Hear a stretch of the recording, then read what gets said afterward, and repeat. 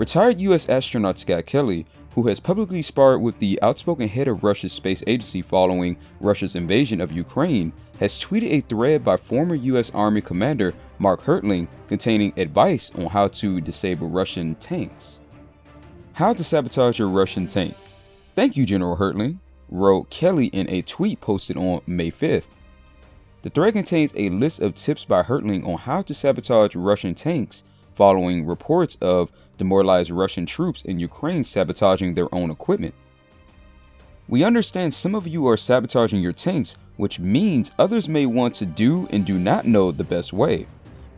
Here are some basic tips for how to render the T-72 inoperable, Hertling wrote as part of a lengthy draft. Number 1. Pour a lot of dirt, sand, or sugar into the fuel tanks to clog the lines. Number 2. Drain the oil in either the engine or transmission, and it will eventually burn out either system. Number 3. Since the T-72 runs on a Christie track suspension, it's easier to sabotage the road wheels, Hertling added. If you heed this advice, you are likely to save your own lives and the lives of innocent Ukrainians, and it's the right thing to do. Don't be on the wrong side of history, he continued. Kelly, who famously spent nearly a year aboard the International Space Station alongside a Russian cosmonaut, is the twin brother of fellow astronaut Mark Kelly, now a U.S. Senator from Arizona.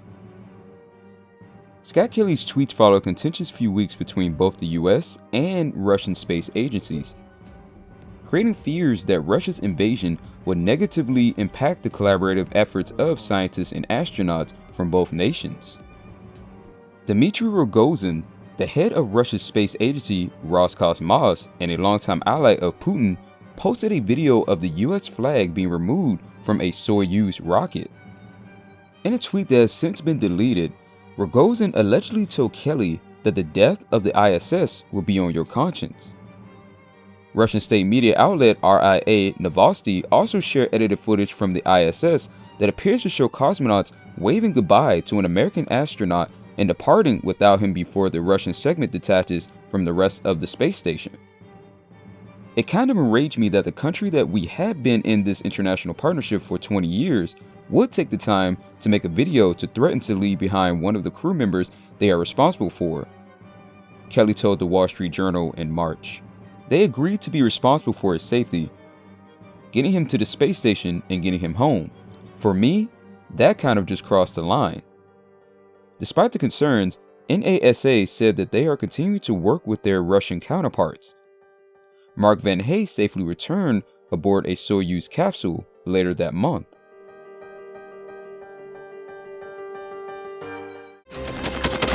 Thanks for watching, and don't forget to subscribe.